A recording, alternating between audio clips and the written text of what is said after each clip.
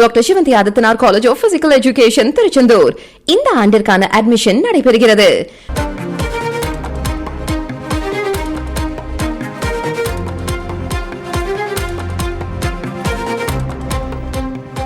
சேலத்தில் பண மதிப்பிழப்பின் போது செல்லாதவையாக அறிவிக்கப்பட்ட 500,000 ரூபாய் நோட்டுகளை பதித்து வைத்திருந்த சபீர் என்பவரை அம்மாப்பேட்டை போலீசார் கைது செய்திருக்கின்றனர்.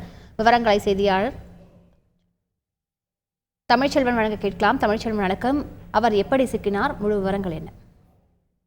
சேலம் மாசிநாயக்கன்பட்டி பகுதியை சேர்ந்த சபீர் என்பவர் அவரது நண்பர்களான பாலாஜி, கோகுல்நாதன் ஆகியோருடன் கூட்டாக சேர்ந்து ரியல் எஸ்டேட் தொழில் செய்து வந்தார்.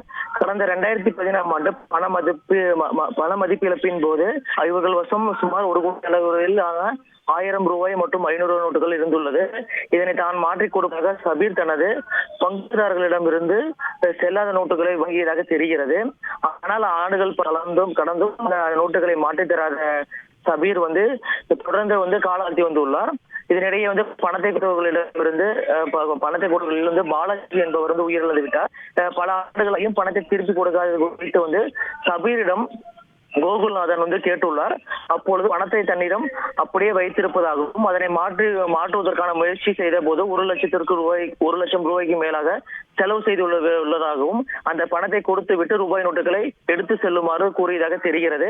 இதனால் ஆத்திரமடைந்த கோகுல்நாதன் சபீர் இல்லமானது சேலம் மாசிநாயக்கன்பட்டி பகுதியில் அமைந்திருக்கு.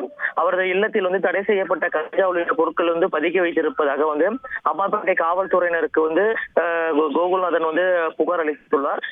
இதன் புகாரின் பேரில் திடீரென அம்மாப்பேட்டை காவல்துறையினர் அதிரடி சோதனையில் மேற்கொண்ட போது சபீரின் வீட்டில் 1 கோடி ரூபாய் அளவிலான 1000 மற்றும் 500 ரூபாய் செல்லாத நோட்டுகள் இருந்தது கண்டுபிடிக்கப்பட்டது.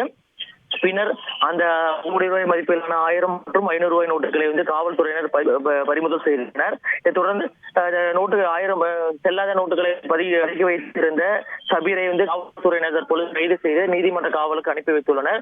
இது தொடர்பாக இந்த 1000 மற்றும் 500 ரூபாய் செல்லாத நோட்டுகளை வைத்திருந்த சபீர் குறித்தும் அதே போன்று அவருடைய உடன் இருந்த நண்பர்கள் காவல்துறையினர் தொடர்ந்து விசாரணை மேற்கொண்டு வருகிறார்கள். தற்போது சேலத்தில் 1 கோடி ரூபாய் மதிப்பிலான 1000 மற்றும் 500 ரூபாய் நோட்டுகளும் செல்லாத நோட்டுகள் பறிமுதல் செய்யப்பட்டிருப்பது பெரும் பரபரப்பை ஏற்படுத்தி சொல்லலாம்.